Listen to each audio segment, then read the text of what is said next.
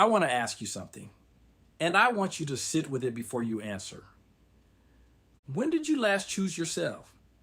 Not in the spa day, treat yourself, bubble bath kind of way that everyone throws around on social media. I mean, really choose yourself the way you choose everyone else, the way you show up for your kids without being asked, the way you reorganize your whole day when someone needs you, the way you push through exhausted because the people you love are counting on you. When did you last show up for yourself with that same energy? If you had to think about it, and most women do, then this episode is exactly where you need to be today. I am Ron, Simplified Myers, and this is Self Love Wednesday, the midweek pause that exists for one reason: to remind you that the relationship you have with yourself sets the pathway for every other relationship in your life. Today, I want to talk about feeling chosen. And I want to start somewhere that most people never start, with you choosing you. Here's something I have observed after years of working with women and couples. The woman who feels unchosen in her marriage, the one who quietly wonders if her husband still sees her, still picks her, still values her the way he once did, that woman is almost always the same woman who stopped choosing herself first, not because she's weak, not because she does not know better, but because somewhere along the way, she learned that her needs were negotiable and everyone else's were not. She learned to shrink herself into whatever space was left after everyone else was taken care of. She learned to call that love. And here's what I want to offer you today. That is not love. That is survival. And you were made for more than surviving. Let me tell you what choosing yourself actually looks like, because it is not what most people think. It is not selfish. It is not abandoning the people who need you. It is not burning your responsibilities to the ground and walking away. Choosing yourself is far simpler and far more powerful than any of that. Choosing yourself is deciding that your inner world matters. It is noticing when you are running on empty and actually doing something about it instead of pushing through for the 10th day in a row. It is saying no to the thing that drains you so you can say yes to the thing that restores you. It is having a conversation with yourself at the end of the day that sounds like, what did I need today? Instead of only, what did I give today? That shift, that small daily shift, is the foundation of everything. Because here's the truth that research and experience both confirm. You cannot pour from an empty vessel. You cannot offer presents to the people you love when you're running on fumes. You cannot feel chosen by someone else when you have not first decided you are worth choosing. That last one is the one that stops most women cold. You cannot feel chosen by someone else when you have not first decided you are worth choosing. Repeat that again if you need to. Now I want to go a little deeper with you, because I think there is a story underneath all of this that is worth naming. A lot of women were taught, directly or indirectly, that their value lives in what they do for others.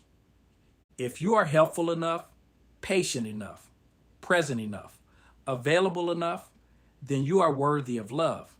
And so loving yourself, truly choosing yourself, feels dangerous. Because what happens if you stop performing? What happens if you take up space? What happens if you need something? The story says people will leave. People will be disappointed.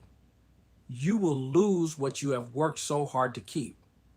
I want to tell you something directly. That story is lying to you. The people who truly love you do not need you to disappear in order to stay. And the ones who do, that is important information. But more than that, the version of you that gives everything and keeps nothing for herself is not a sustainable version. She burns out. She resents. She goes quiet. in the places she used to be open. She stops dreaming because she is too tired to dream. And nobody wins when that happens. Choosing yourself is not a threat to the people you love. It is a gift to them. So here is what I want you to practice this week. And I mean practice, not perfect. Practice. Once a day, just once. I want you to ask yourself one question before you say yes to anything. Is this coming from love or from obligation? That is it. 4 words. Love or from obligation. When you give from love, it fills you even as you give. When you give from obligation, it drains you a little more every time. You are allowed to notice the difference. You are allowed to use that information to make different choices. Not every time, not all at once, just once a day. One moment where you choose from love, including love for yourself. Here's the framework I come back to again and again in this work. Your story is creating a meaning. That meaning is creating an emotion, and that emotion is driving every behavior, including whether you choose yourself or disappear yourself. So what is the story? If the story is, I matter only when I am useful, then the emotion is anxiety, and the behavior is endless giving with no receiving. But if the story is, I am worthy of the same love I give so freely to others, then the emotion is peace. And the behavior is a woman who shows up fully for herself, for her partner, for her family. Not because she has to, because she chose to. That is the woman who feels chosen because she already knows she is. I want to close with something that I believe with everything in me. The most powerful thing you can do for your marriage, for your family, for everyone who depends on you, is to become a woman who knows her own worth. Not in an arrogant way, not in a way that dismisses others, in a quiet, settled, unshakable way. The kind of woman who walks into a room and does not need it to confirm what she already knows about herself. That woman does not beg to be chosen. She simply is. And the people in her life, the right people, rise to meet her there. You are not broken. Your story is. And stories can change. If today's episode resonated with you, I want to invite you to go deeper. The Marriage Mastery Simplified community is full of women doing exactly this work, choosing themselves first so they can show up fully for the people they love. Visit and become an uplifting partner with us.